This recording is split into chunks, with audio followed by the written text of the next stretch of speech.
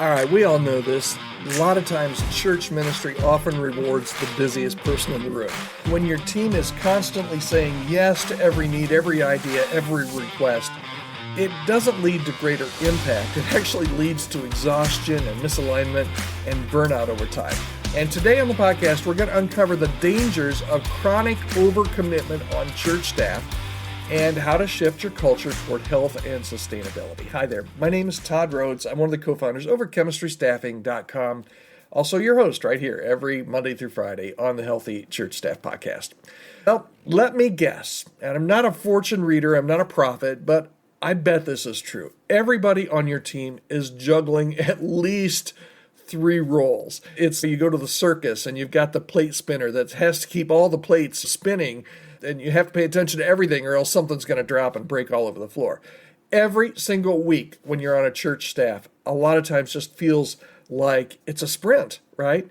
And margin feels a fantasy. You think if I just get through this week, next week I can take it easy. I do this all the time in my work at chemistry staffing. I'm like, if I just get this project done, I can sit back and relax and watch things just take off. Margin feels like a fantasy because it always is, because we're so involved. And maybe this sounds familiar to you. And if it does, you or your church staff team might be stuck in a really dangerous pattern of overcommitment. Yes, it's possible for church staff.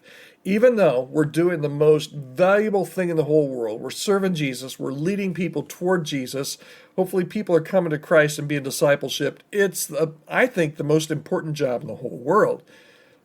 But yet we can be overcommitted. And today we're just going to be honest. We're going to call it out.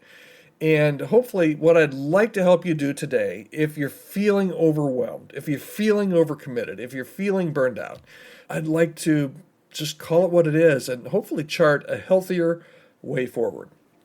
Okay. If you feel like you're just busy all the time, here's the first truth I want to pound into your head today. Okay? Overcommitment is not a virtue. Overcommitment is not a virtue. It's a warning sign. And churches, maybe your church, maybe you're a lead pastor, and maybe this is what you're portraying to your staff. Maybe you're a staff member, and this is so much your church. Churches often treat hustle like it's holiness. But there's a difference between serving faithfully and being stretched beyond capacity. Because when you're stretched beyond capacity, you can't be faithful. Your faithfulness is going to wane over time. Chronic commitment doesn't just hurt staff productivity, it undermines trust and consistency and even spiritual depth, because people, when they get tired, man, they're just not as with it spiritually. Staff who feel like they can never catch up begin to lose their sense of calling and, even more importantly, their sense of joy. And they don't quit right away, but they do start to emotionally check out. And there is an unseen cost to always saying yes, to having your staff just constantly being busy and overcommitted. Your quality is going to drop. Sure, your quantity is going to take over, but your quality is going to drop. And important things over time will get sacrificed for urgent things. If everything is urgent, the important things, the things that are just vital to ministry, they're going to get sacrificed because you're just busy all the time. And any innovation that you may have done in the past, it's just going to die because nobody has any breathing room. Nobody has any time to think about doing something new or innovating something. And this is important. Relationships will start to fracture under the weight of all of this unspoken resentment that absolutely comes when your team is so busy and overcommitted. When everything is a priority, absolutely nothing is a priority. And your most strategic leaders, they start quietly looking for the exit. All right, so how do you build a culture that respects limits? You need to start with this rule. Just because something is good doesn't mean it belongs on the calendar. It doesn't belong on the church calendar. It doesn't belong on your calendar. It doesn't belong on the calendar of your staff people. You need to normalize saying no so that you can protect your yeses, because you need to create margin by pruning those reoccurring commitments that no longer serve your mission.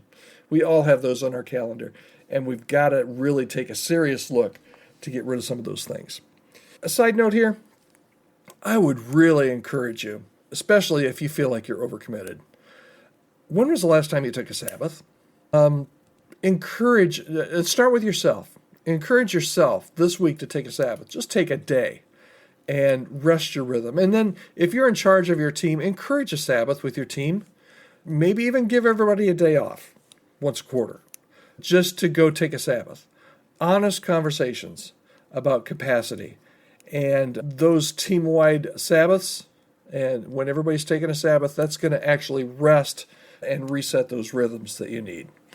And finally, here's the last question, then I'll give you my final thought for today. What do you need to stop doing in order to thrive? What can you take off your calendar today, this afternoon, tomorrow, this weekend, that you don't really have to do, that if you just took it off your calendar, it will give you an opportunity to really concentrate on what is important? All right, here's the final thought for today, the bottom line. A burned out staff can still be busy, but it can't be fruitful. Don't confuse that motion with your mission. Health requires honest limits. Here's the question for today. What's one commitment your church might need to reevaluate at the church-wide level? And then ask it of yourself. What's one commitment that I need to reevaluate because I'm just too busy? I hope this has been helpful for you today. I'd love to hear from you. I'd love to hear your comments. You can reach out to me anytime at my email address, podcast@chemistrystaffing.com. Hear from a bunch of you every week, and I love hearing from you. Get some good comments on the podcast that it's helpful. I get some comments that say, Todd, you were totally wrong on that. That's fine. I love those emails. I don't love them, but I'd love to get the emails. I'd love to hear from you. Just reach out to me anytime, podcast@chemistrystaffing.com. All right, thanks so much for joining me today. We'll be right back here tomorrow on the Healthy Church Staff Podcast.